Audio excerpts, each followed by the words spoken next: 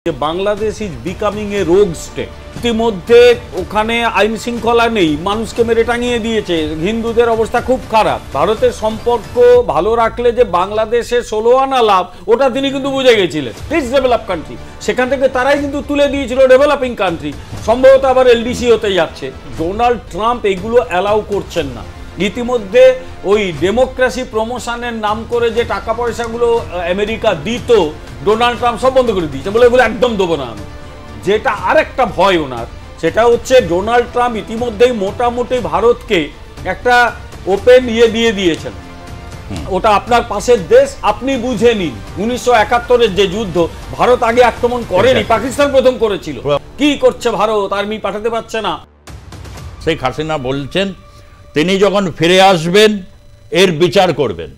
এবং সবচেয়ে বড় কথা, গোটা বাংলাদেশে অনেকে জানতে চায়, অনেকেই বলছেন যে শেখ হাসিনা ফিরবেন, বিচার করবেন, কিন্তু কবে ফিরবেন বা কিভাবে ফিরবেন, আদৌ কি সম্ভব হবে? দেখুন, এটা নিয়ে দলের পক্ষ থেকে আমি কি বলবো, এটা আমি একজন রাষ্ট্রবিজ্ঞান অধ্যাপক হিসেবে বলি।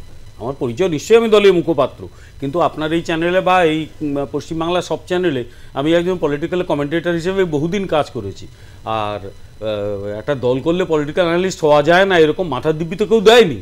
ন্যাচারালি আমি রাষ্ট্রবিজ্ঞান আন্তর্জাতিক সম্পর্কে এতদিন পড়িয়েছি ছাত্রছাত্রীদের, সেই অভিজ্ঞতা নিয়ে আপনার সেই লিবার্টি আছে, আপনি একজন পরিচিত রাষ্ট্রবিজ্ঞানের অধ্যাপক, কতগুলো কথা বলি। বিজেপি মুখপাত্র, সেটা এটা সঠিক ভবিষ্যৎবাণী, জ্যোতিষীর ভবিষ্যৎবাণী করা প্রায় অসম্ভব এই কারণে যে এন্টায়ার সিস্টেমটা ভোলাটাইল হচ্ছে বাংলাদেশের নিজের সিস্টেমটা। এখন বাংলাদেশকে কেউ বলা শুরু করেছেন যে বাংলাদেশ ইজ বিকামিং এ রোগ স্টেট। রোগ স্টেট হচ্ছে সেই স্টেট যেখানে অলমোস্ট ল অ্যান্ড অর্ডার নেই, অথরিটি নেই, টোটাল অ্যানার্কি, কেউ কাউকে মানে না। অনেকটা আফ্রিকার সোমালিয়ার মতো অবস্থা, যেখানে অথরিটি নেই, অথরিটিকে কেউ মানে না। ফলে বাংলাদেশের যে অথরিটিটা রয়েছে, সেই অথরিটির কোনো বৈধতা নেই, এটা অবৈধ অথরিটি। ওদের হয়তো সেই আমরা পলিটিক্যাল সায়েন্সে পড়াই না যে সার্বভৌমিকতা, প্রকৃত সার্বভৌমকে আর নাম সর্বস্ব সার্বভৌমকে, ডিজুরে ডিফেক্টো সোভরেন হতো। এরা হয়তো ডিফেক্টো সোভরেন, কিন্তু ডিজুরে সোভরেনটি এদের কিচ্ছু নেই, জোর করে ক্ষমতা দখল করে বসে আছে। একটা সরকারকে তুলে উপড়ে দিয়েছে যেটা কনস্টিটিউশন তাকে পারমিটই করে না, তারপরে জোর করে সংসদ ভেঙে দিয়েছে যেটা সংবিধানে নেই। ইতিমধ্যে ওখানে আইন শৃঙ্খলা নেই, মানুষকে মেরে টাঙিয়ে দিয়েছে, হিন্দুদের অবস্থা খুব খারাপ। ফলে গোটা সিস্টেমটা প্রায় কন্ট্রোলের বাইরে। যারা সরকার নামক বিষয়টি চালাচ্ছে, এই ইউনিস থেকে শুরু করে প্রত্যেকের কোনো অভিজ্ঞতা নেই, চালানোর ইচ্ছেও নেই। ওদের লক্ষ্য একটাই, যেভাবেই হোক এই যে 71-এর যে মুক্তিযুদ্ধ, 71-72 এই সময়কার যে ভাবনা, ওটাকে যেভাবে হোক জোর করে মুছে দেওয়া। ফলে বাংলাদেশে এখন দুটো লড়াই চলছে। একটা লড়াই হচ্ছে, সেটা হয়তো এতদিন কিছুটা কমে এসেছিল, কিন্তু সেটাকে এরাই জাগিয়ে দিল। মুক্তিযুদ্ধের যে ভাবনা, সেটা হয়তো কিছুটা আওয়ামী লীগের ত্রুটিও ছিল, কারণ আওয়ামী লীগ একদম ত্রুটিমুক্ত শাসন চালিয়েছে, সেটা আমি বলতে পারি না। তাহলে এরা এত বাড়লো কি করে? প্রশাসন চালানোয় গলদ নিশ্চয়ই ছিল, কিন্তু তারপরেও আমি বলবো যে শেখ হাসিনার একটা বিষয় ছিল, তিনি খুব একজন রিয়ালিস্ট পলিটিক্যাল লিডার ছিলেন। ভারতের সম্পর্ক ভালো রাখলে যে বাংলাদেশে 16 আনা লাভ, ওটা তিনি কিন্তু বুঝে গেছিলেন। ফলে আজকে বাংলাদেশকে কিছুদিন আগে আবার হয়তো বাংলাদেশ ওইখানে চলে যাবে, এলডিসি করে দিয়েছিল এক সময় ইউএন, যে আমাদের ইন্টারন্যাশনাল মনিটারি ফান্ড এবং ডেভেলপমেন্ট কাউন্সিল, তারা ইউএনডিপি, তারা এলডিসি তকমা দিয়ে দিয়েছিল যে একেবারে কিচ্ছু হয় না, লিস্ট ডেভেলপ কান্ট্রি। সেখান থেকে তারাই কিন্তু তুলে দিয়েছিল ডেভেলপিং কান্ট্রি। সম্ভবত আবার এলডিসি হতে যাচ্ছে। সেটা কিন্তু হাসিনার জন্যই হয়েছিল। হাসিনা কিন্তু দেশটাকে আস্তে আস্তে উন্নত করছিলেন। উনি বুঝেছিলেন এগুলো করতে গেলে একটা রিয়ালিস্ট ফরেন পলিসি চাই, ভারতের সঙ্গে ভালো সম্পর্ক চাই। এরা করছে কি, আবার পেছনের দিকে হাঁটা শুরু করেছে, মৌলবাদীরা যা করে থাকে আর কি। ফলে আলটিমেটলি বাংলাদেশ এই জায়গায় রয়েছে। আবার আপনি যদি ইন্টারন্যাশনাল প্রেক্ষাপটে দেখেন, বাংলাদেশ তো এমন শক্তিশালী দেশ নয় যে আন্তর্জাতিক রাজনীতিকে বুড়ো আঙুল দেখিয়ে যা খুশি তাই করবে। এতদিন ওরা কিছুটা সুবিধে পেত, আমেরিকান ডিপ স্টেট বা কিছুটা পাকিস্তানের কাছ থেকে সুবিধেগুলো পেয়ে এসছে। আইএসআই নাকি ইতিমধ্যে ঢুকে ওখানে আবার শিবির চালানো শুরু করে দিচ্ছে, ওখানে জঙ্গি তৈরি হচ্ছে।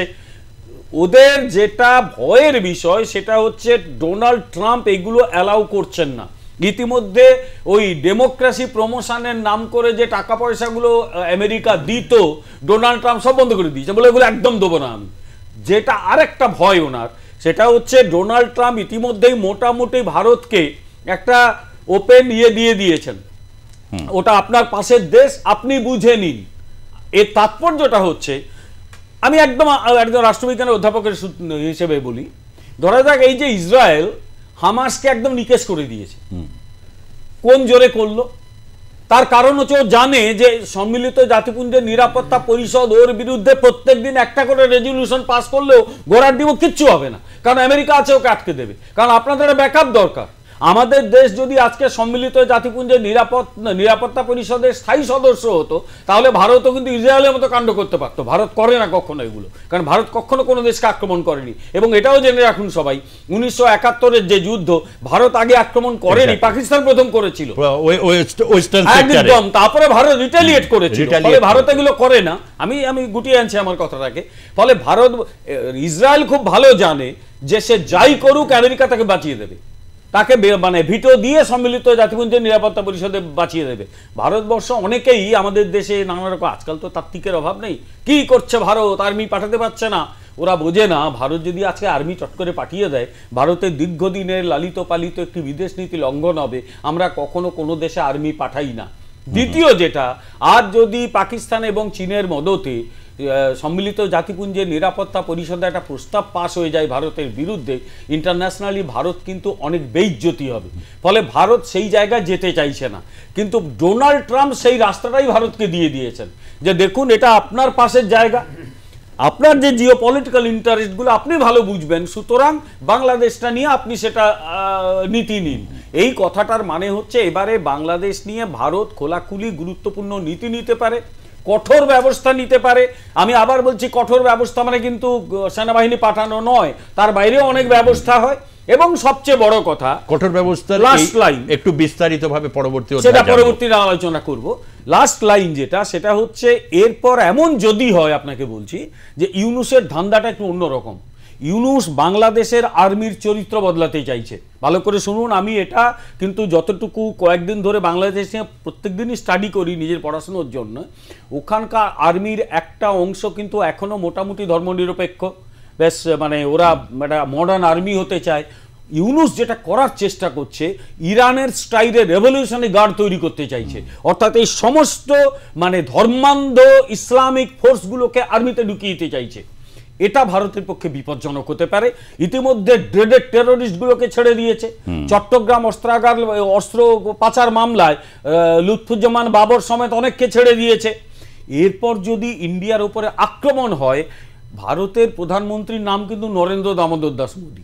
এটা ওদের মাথায় রাখার দরকার, কারণ পাকিস্তানও রেয়াত করেননি উনি কিন্তু। ফলে বাংলাদেশ তো ভারতের কয়েক ঘন্টার ব্যাপার। ফলে আমি আবার বলছি যে ভারতের পক্ষে তার যে পলিসি নির্ধারণ এখন অনেক সহজ হয়ে গেছে, সেই অনুযায়ী ভারত তার নীতি নির্ধারণ করবে। এবং ধীরে ধীরে হয়তো আমার ধারণা বাংলাদেশের মানুষজন, যেটা ভারতের মানুষও চাইছে, গোটা পৃথিবীর মানুষও চাইছে, যে মানুষ নিজে জেগে উঠুক, মানুষ প্রতিবাদ করুক। কারণ বাইরে থেকে চাপাতে পারেন না কিছু। আমাদের পক্ষে আনন্দের বিষয়, বাংলাদেশের মানুষজন কিন্তু জেগে উঠছে। এই যে আন্দোলনগুলো, এটা কিন্তু তার প্রমাণ।